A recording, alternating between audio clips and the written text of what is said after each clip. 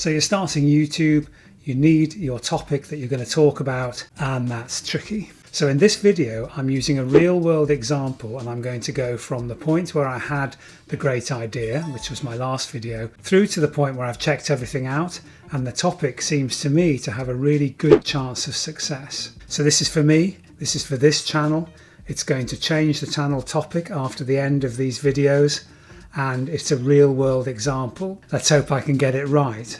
And stick around because this doesn't end up how I thought it would. So the problem with starting any new channel on YouTube, of course, is that you never know whether it's going to be a success. But let's face it, there's no shortage of advice on YouTube as to how you can check whether this channel has got legs or not. Now what I'm going to do is use one of my favourite gurus, who is Ali Abdaal, to run up against my idea and see whether in his judgment it might have legs. So he's released a video which gives 5 basic ideas which you need to tick off on a checklist if you think that you're going to start a new channel, and what the 5 things he thinks you need to focus on in starting a new channel. And these are great packaging, great hooks, and a great value proposition, and then unfair advantages and consistency and enjoyment. And he reckons if those points are in place, then the channel stands a good chance of success. Now the first 3 of those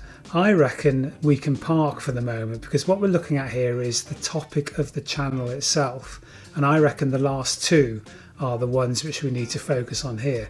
So that is whether I'm making the best use of any unfair advantages I've got, and whether I am going to be consistent and can enjoy the process. Alright, so let's cut into my actual idea itself. And what I'm going to do is validate the topic running up against the criteria that Ali has produced. But I'm just going to use the unfair advantages and consistency and enjoyment as the criteria. So what I've done is I thought, well, okay, can I be consistent?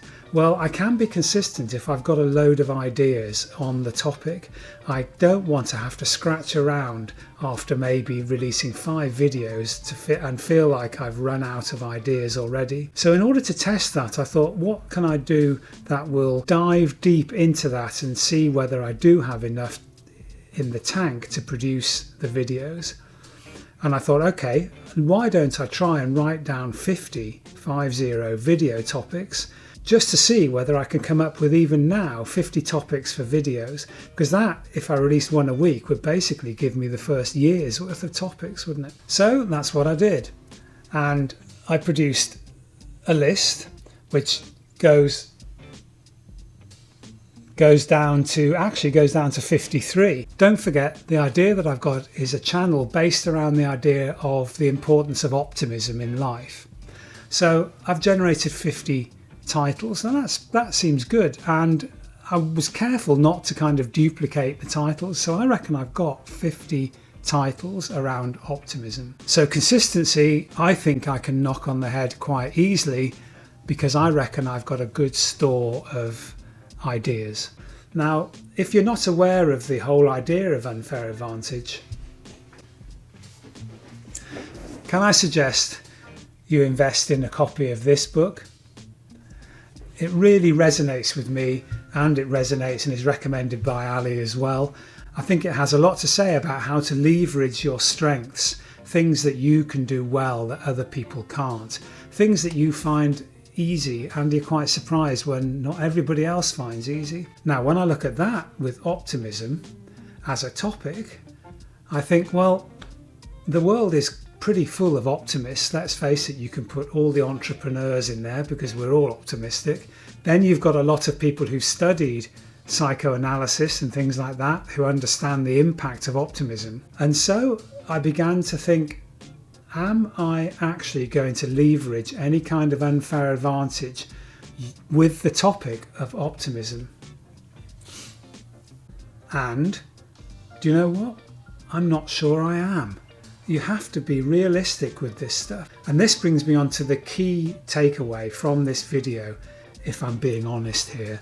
And that is, sometimes you get a great idea and you bend the criteria by which you're going to judge its success to fit the fact that you're going to chase the idea anyway.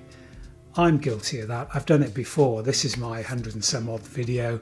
I've had several topics that I've been on, and yes, I've checked them out, and each time I've bent the results of my investigation to fit the outcome that I'm going to do the topic.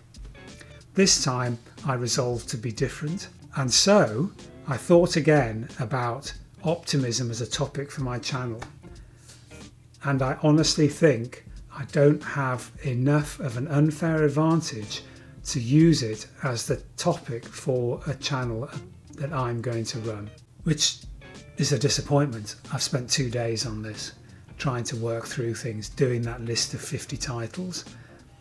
I don't think it's going to fly. So what do I do now?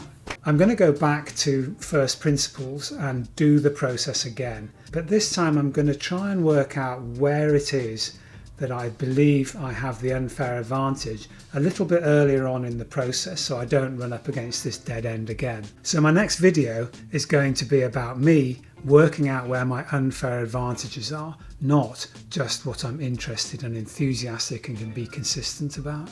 Of course, that just leaves the question as to what do I do with the pragmatic optimism idea. Done plenty of work on it.